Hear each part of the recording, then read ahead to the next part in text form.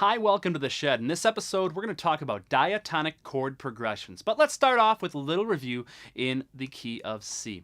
So here's the key of C, and we can give each one of these letters a number. So C is 1, D is 2, E is 3, F is 4, G is, you guessed it, 5, A is 6, and B is 7. Now we use Roman numerals because they can tell us what quality the chord is.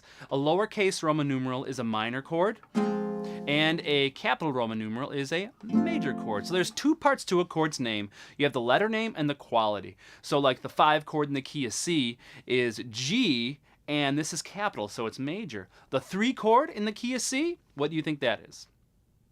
It's an E minor. So the 3 chord is always going to be minor, and the letter name for that is E. All right, now let's get to our progressions. So here are some general guidelines for which chords sound best coming after other chords. So our more stable chords are up to the top, and our least stable chords are down here.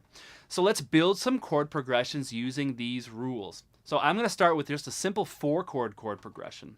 Normally, our phrases are 4 bars in length, and maybe each bar gets 1 chord. Sometimes you might have more than 1 chord per bar, but this is a good place to start.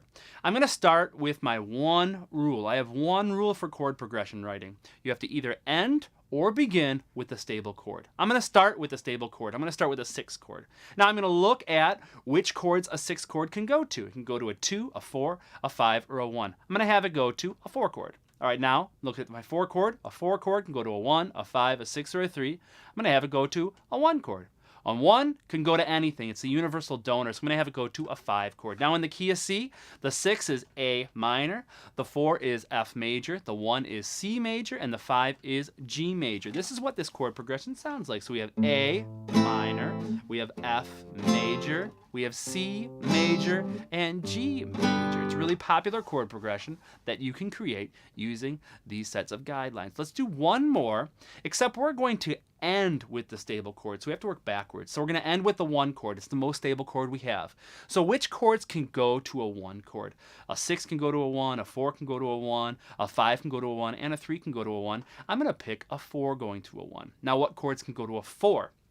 A 3 can go to a 4, a 5 can go to a 4, actually everything can go to a 4, but I'm going to pick a 3. What can go to a 3? A 2 can go to a 3. So I have 3 chords that are next to each other, and we call this parallel motion. It gives us a sense of moving forward. So I have my 2 chord in the key of C, which is D minor. I have a 3 chord, which is E minor.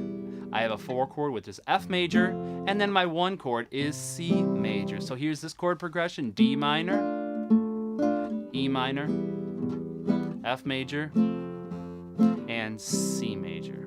All right, what I recommend doing is going through this chart and finding some progressions that you like, and maybe writing them down. After you've done a few of these, you get these sounds in your ear, and you're going to know what sound you want and what numbers can create that sound. All right, practice up. Good luck. Write some cool tunes, and we'll see you in the shed.